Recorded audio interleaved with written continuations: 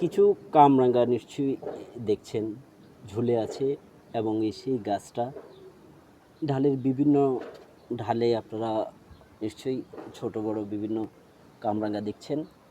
এই গাছটা অনেক বছর থেকেই রয়েছে এবং সেখানে যথেষ্ট পরিমাণেই বড় বছরের বেশিরভাগ 2-3 মাস সময় ছাড়া আর বাকি সময় এই গাছটাতে কামরাঙা থাকে এবং গাছটা দেখেন খুব ঢালপালায় সেটা প্রসারিত হয়েছে এবং এই গাছটা এখন বর্তমানে সেটা একটা ফলের ক্যারেটে বসানো। ইতিপূর্বে সেটা একটা টবে ছিল, সেই টবটা চেঞ্জ করেছিলাম এবং গাছটাতে ছত্রাকের আক্রমণও হয়েছিল। পরবর্তীতে গাছটা যে ভালোভাবে আপনারা দেখছেন সেটা বেড়ে উঠছে। কামরাঙা যেমন রয়েছে আবার কিছু ফুলও ইতিমধ্যে আপনারা হয়তো দেখছেন এবং ছোট বড় আরও বিভিন্ন কামরাঙা হয়তো গাছটাতে ধরবে, আসবে।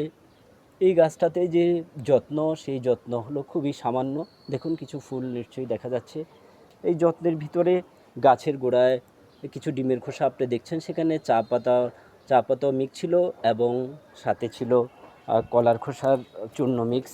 ওগুলো হয়তো মাটির সাথে মিশে গিয়েছে। এইভাবে সহজ যত্নে এবং 7 বা 15 দিন অন্তর যদি হলুদের এবং যে নিমের পাতা থেকে যে কীটনাশক হয় সেটা মিক্স করে গাছে দিলে তেমন একটা আর অন্য তেমন যত্ন না হলেও চলে এবং প্রত্যেক সপ্তাহ বা 10 দিন বা 15 দিন অন্তর গাছের গোড়ায় যেমন কিছু কম্পোস্ট ভিজিয়ে অথবা